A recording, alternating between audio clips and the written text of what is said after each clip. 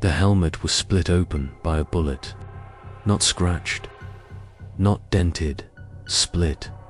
The kind of damage that should have killed the man wearing it instantly.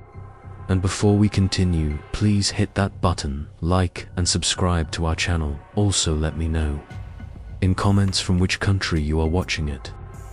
Sergeant Luka Petrov picked it up from the dry, blood-stained battlefield dirt and turned it slowly in his calloused hands. It was a standard issue Kevlar weave, meant to stop shrapnel and deflect grazing shots, not absorb a direct hit from high-velocity ordnance. Yet, the hole was clean. A perfect, terrifying entry point right at the center of the forehead, surrounded by jagged, outward peeling splinters of composite material where the round had violently exited. To look at it was to look at a ghost, the kind of damage that left no room for interpretation. Whoever was wearing this should be lying dead in the dirt right now. Luka ran a thumb over the cracked rim, brushing away the thick coat of grey dust. He turned the helmet over to inspect the webbing inside. There, scribbled on the canvas strap in faded black permanent marker, was a name: Private Andrei Kovac. Luka frowned. The deep lines on his face, carved by months of relentless combat, deepened into a scowl of pure confusion. Because Private Andrei Kovac wasn't dead.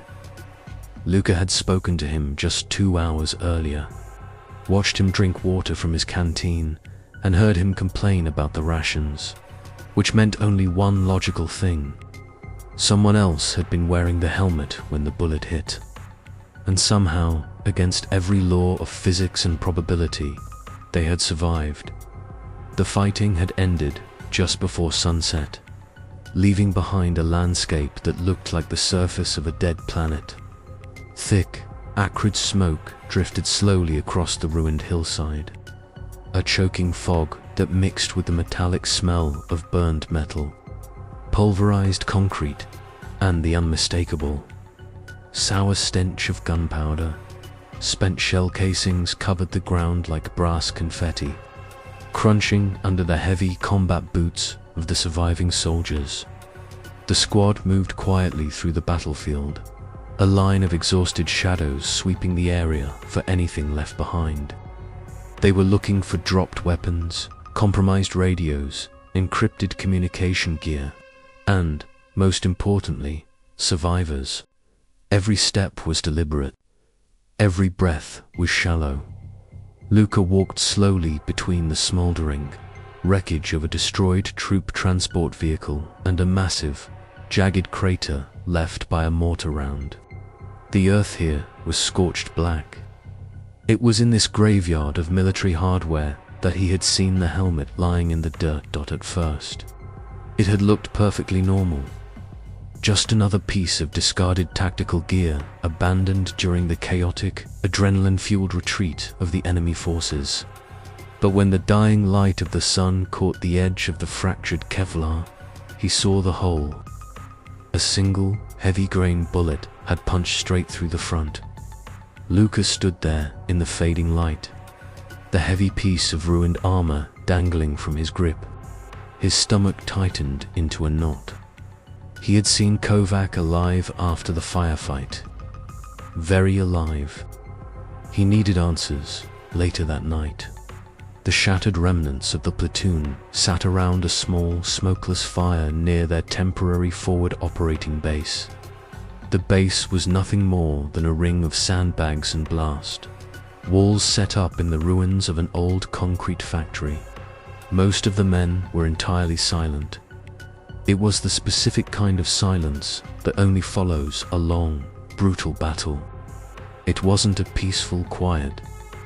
It was heavy, weighed down by absolute physical exhaustion, raw adrenaline depletion, and the quiet, haunting realization that they had somehow managed to survive another day, while others had not. Luka walked over to where Kovac was sitting. The young private was leaning against a stack of wooden ammunition crates, staring blankly into the embers an unlit cigarette hanging loosely from his lips. Luka didn't say a word. He just tossed the ruined helmet. It landed heavily in Kovac's lap with a dull thud. Kovac blinked, startled out of his 1,000-yard stare. He looked down. Then his eyes widened, the firelight reflecting in his pupils as he registered the massive bullet hole dot. "Where did you find this?" Kovac's voice was barely a raspy whisper. "On the battlefield," Luka said, his voice flat and commanding. "Near the mortar craters on the southern ridge." Kovac picked it up, turning the helmet slowly, his fingers tracing the catastrophic damage. "That's impossible." Luka pulled up an empty metal ammo can and sat down directly across from him, leaning forward, resting his elbows on his knees. "You want to explain that, Private? Because your name is inside, and last I checked, you don't have a third eye." Kovac hesitated. He looked around the fire. The other soldiers, men who had been staring blankly at the dirt just moments before, were now looking up, their attention captured by the ruined piece of armor. Kovac let out a long, slow breath, running a hand through his closely cropped hair. "I guess," he started, his voice steadying. "I guess the helmet just found another life." Luka raised an eyebrow, his patience thinning. "What is that supposed to mean?" Kovac looked down at the jagged hole again, his thumb rubbing the dented Kevlar. "It's a long story, Sergeant. We aren't going anywhere," Luka replied, gesturing to the dark, hostile perimeter around them. Kovac nodded slowly, and then, bathed in the orange glow of the dying fire, he started telling a story that none of them would ever forget. "It wasn't mine, originally," Kovac began, his voice carrying over the crackle of the flames. "It belonged to Corporal Milan." A collective murmur moved through the soldiers nearby. Several of them shifted closer. They had all known Milan. He was a tall, stoic, fiercely loyal soldier who had been part of their unit 6 months earlier before being rotated out on medical leave. It happened during the mountain ambush back in November. Kovac continued, his eyes glazing over slightly as the memory pulled him backward in time. The squad remembered that day. It was etched into their collective consciousness. Their mechanized convoy had been moving slowly through a narrow, treacherous mountain pass. Jagged limestone cliffs rose hundreds of feet on both sides, casting long, freezing shadows over the dirt road. It was a tactical nightmare, a natural choke point, perfect terrain for an ambush. And that was exactly what the enemy had planned. Without warning, the cliffs had erupted in muzzle flashes. Gunfire poured down from the rocks above like a torrential rain of lead. Heavy machine guns hammered the lightly armored vehicles, shattering bulletproof glass and tearing through sheet metal. Soldiers had scrambled desperately for cover, diving into the freezing mud behind the tires of the transports. Milan had jumped out first. Kovac explained, his hands mimicking the frantic motions of that day. He didn't even hesitate. Private Jensen was frozen in the open, paralyzed by the noise. Milan ran out, grabbed him by the webbing of his tactical vest, and threw him behind a large boulder. But Milan had left himself exposed for half a second too long. A designated marksman, armed with a high-powered sniper rifle and positioned high on the northern ridge, took the shot. The sharp, sonic crack of the rifle echoed over the valley, distinct from the chatter of the machine guns.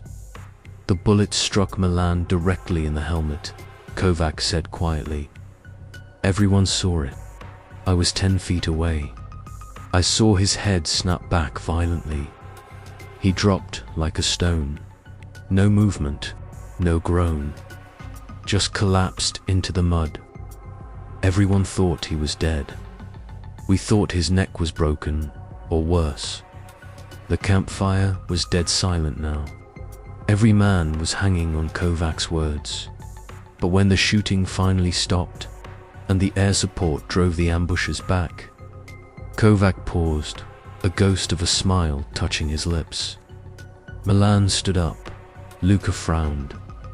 He took a direct sniper round to the head. He did, Kovac nodded. But the angle was a fraction of a degree off. The bullet had hit the curvature of the helmet. Instead of piercing straight through his skull, the Kevlar caught it, and the sheer velocity caused the round to ride the inner curve of the armor. It ripped the helmet apart, tore the webbing, and gave Milan a concussion so bad he couldn't see straight for a week. But he was alive. Kovac tapped the side of the helmet in his lap, pointing to a deep, terrible gouge on the left side that Luka hadn't noticed before. The helmet was destroyed by military standards. It was compromised. But Milan wasn't. Before the medevac chopper took him away, he handed it to me. Said he didn't need it anymore. Said it had already done its job once, and maybe it had a little luck left in it. The fire crackled softly, sending a few stray sparks floating up toward the pitch-black sky. No one spoke for a long moment. The wind howled faintly through the skeletal remains of the factory roof above them. Luka nodded slowly, processing the information. "All right," he said, his voice softer now. "That explains Milan. A glancing blow. Extreme luck. A 1 in a million deflection. But it doesn't explain today. This bullet hole," he pointed to the center of the helmet, "didn't deflect. It went straight through." Kovac smiled slightly, a sad, knowing expression. Because the story didn't stop with Milan. The soldiers leaned even closer, the exhaustion seemingly vanishing from their faces. A few weeks later, Kovac continued, his tone darkening. "We were deployed to the old district to clear out insurgent holdouts. The old district had been a meat grinder. It was a dense, sprawling labyrinth of concrete apartment blocks, narrow alleyways, and shattered storefronts. It was brutal, close-quarters fighting. House to house, room to room, hallway to hallway. The kind of combat where every closed door could hide a rigged explosive, and every shadow could hold a man with a rifle. We were clearing the 3rd floor of a residential complex," Kovac recalled, his eyes scanning the dark perimeter of their camp as if seeing the ghosts of that building. I was on point, but Private Stefan pushed past me to clear the kitchen. He kicked the door open. Stefan had been a wild, energetic kid, always the first to volunteer. As soon as the door swung open, a fragmentation grenade suddenly rolled across the linoleum floor. It must have been rigged to a tripwire attached to the hinges. It stopped dead center in the room. The soldiers around the fire winced. In an enclosed concrete room, a fragmentation grenade is a guaranteed death sentence. The overpressure alone can rupture organs, and the steel shrapnel turns the space into a blender. There was no time to react, Kovac said, his voice tight. No time to escape. No time to even yell a warning. Stefan dove toward it instinctively. I think he was trying to grab it and throw it out the shattered window. Or maybe he was just trying to cover it with his own body to save the rest of us. But the grenade exploded before he could reach it. The flash blinded me. The shockwave picked Stefan up and slammed him violently against the far wall. The ceiling partially collapsed. Dust and smoke filled the corridor. Kovac took a shaky breath. When the dust finally cleared, we all rushed in. Stefan was lying on his back, unconscious. There was blood everywhere. The walls were peppered with shrapnel. We thought he was gone. We started calling for the medic. but we knew it was a recovery, not a rescue. Kovac held the helmet up to the firelight, pointing to the jagged, torn edge along the back rim, but the helmet had taken the absolute worst of the blast. A piece of jagged steel casing the size of my thumb had ripped through the back of the Kevlar, but it got caught in the dense interior webbing. It stopped a fraction of an inch from the base of his skull. Stefan had a ruptured eardrum, a broken collarbone, and shrapnel in his legs, but he survived. Kovac lowered the helmet. When he woke up in the field hospital 3 days later, he asked for his gear. I brought it to him. He took one look at this helmet, handed it back to me, and said he didn't want to push his luck. Luka sat perfectly still, his eyes locked on the battered piece of equipment. He looked at the deep gouge from the sniper round on the left side. He looked at the torn, shredded rim from the grenade blast at the back. And finally, he looked at the massive, catastrophic bullet hole dead center in the front dots. So, Luka said, his voice barely more than a gravelly whisper, "How did you end up wearing it today?" Kovac shrugged, a gesture of pure resignation. Because nobody else wanted it. Everyone said it was cursed. They said it attracted death, but I figured it had saved 2 men. Maybe it knew how to keep people alive.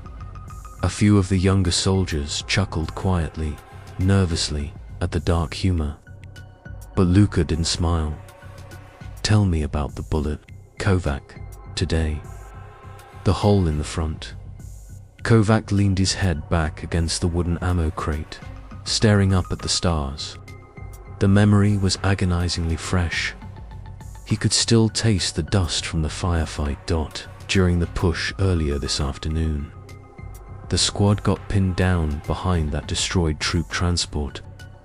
The enemy had a heavy machine gun set up on the ridge above us, firing down at a 45-degree angle.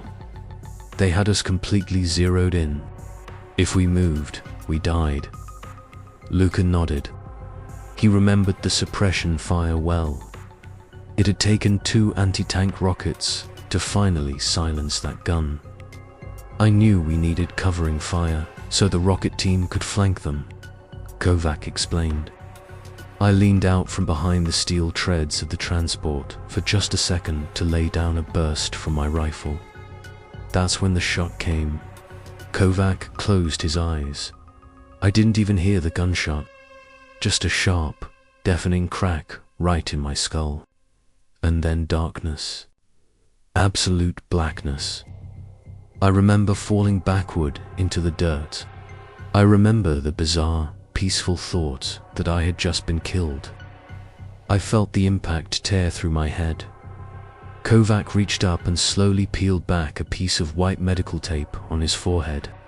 Beneath it was a shallow, angry red burn mark trailing across his skin. But when I woke up moments later, coughing on dust, I realized something impossible had happened. The bullet, likely an armor-piercing round, had hit the helmet dead center. It went completely through the front layer of Kevlar. Kovac held the helmet up one last time, poking his finger through the massive hole. But because I was leaning out at a strange angle, and because the inner webbing had already been compromised by the sniper round and the grenade blast, the internal structure of the helmet completely collapsed upon impact. The suspension system snapped. The helmet jolted backward on my head an inch before the bullet fully penetrated. Kovac dropped his hand. The bullet went straight through the helmet, but it passed right over my scalp. It shaved my hair and burned my skin. It passed cleanly through the empty space between the top of my head and the inside of the dome, exiting out the top. It missed my brain completely. Kovac touched the bandage on his forehead again, staring at Luka. I guess the helmet still had one more life left in it. The soldiers sat quietly around the fire. The silence was absolute. No one moved. No one spoke. They just looked at the helmet sitting in Kovac's lap. 3 violent battles. 3 catastrophic impacts. 3 moments of horrific violence that absolutely should have ended in certain death. And yet, somehow, against every law of war and mathematics, 3 soldiers had walked away alive. Luka finally broke the silence, his voice rough. "You ever think maybe it wasn't luck?" Kovac let out a dry, exhausted laugh. "You think this thing is magic, Sergeant? You think a piece of mass-produced military plastic from a factory has a soul?" Luka shrugged, his eyes never leaving the helmet. "I've been out here a long time, Kovac. I've seen good men die from a scratch, and I've seen men walk away from burning helicopters without a bruise. I don't know about magic, but I think sometimes survival out here doesn't make any sense at all. Sometimes logic doesn't apply on the battlefield." He reached out and picked up the helmet again. The metal and composite material felt incredibly heavy in his hands. It was scarred, broken, torn to pieces, covered in dirt, blood, and carbon scoring. It was entirely useless as a piece of armor, but somehow it was still standing, just like the bruised, battered, and broken soldiers who had worn it. The next morning, the sky broke in streaks of cold purple and grey. The squad was already awake, frantically preparing to move out again. The brief respite was over. There was another patrol scheduled, another valley to clear, another deeply uncertain day where life and death would be, decided by fractions of an inch. Kovac was strapping his rucksack to the side of a transport vehicle. He wore a brand new, unblemished green helmet he had requisitioned from the supply truck at dawn. He walked over to Luka, carrying the scarred, 3 times destroyed helmet in his hands. He held it out to the sergeant. Luka stopped checking his rifle and frowned. "What's this for?" Kovac smiled, a genuine, warm expression. "It's lived 3 lives already, Sergeant. It saved Milan. It saved me. Maybe it's your turn." Luka looked down at the ruined helmet. He traced the bullet hole, the grenade tear, and the sniper gouge. He stood there for a long time, the weight of command and the weight of the war pressing down on his shoulders. Then, he slowly shook his head. "No," Luka said quietly. He took the helmet from Kovac's hands, walked over to a stack of wooden ammunition crates near the perimeter wall, and gently placed it on top, right side up. "Let it rest," Luka said. "It's done its job, more than any of us could have asked of it." The soldiers finished loading their gear. The heavy diesel engines of the transports roared to life, shaking the dust from the concrete ruins. Radios crackled with coordinates. One by one, the vehicles rolled out of the compound, kicking up a massive cloud of dirt as they headed toward the horizon. The helmet remained behind. It sat quietly on the wooden crate in the morning sun, surrounded by the silence of the abandoned outpost. Its work was finally finished, or maybe as the wind began to howl through the ruins once more, it was simply waiting for the next soldier who desperately needed a miracle. War is full of stories that absolutely should not exist. It is an environment of chaos where logic goes to die. Moments occur daily that defy science, defy probability, and defy reason. It is a place where luck, both good and bad, arrives at exactly the right or wrong second. Maybe the helmet was just a combination of Kevlar, resin, and highly improbable angles. Maybe it was just a statistical anomaly. Or maybe objects subjected to that much violence carry something more. A lingering energy. A quiet reminder that survival on the battlefield is never, ever guaranteed by the gear you wear or the training you have. Sometimes survival isn't about the armor. Sometimes it's just about borrowed time.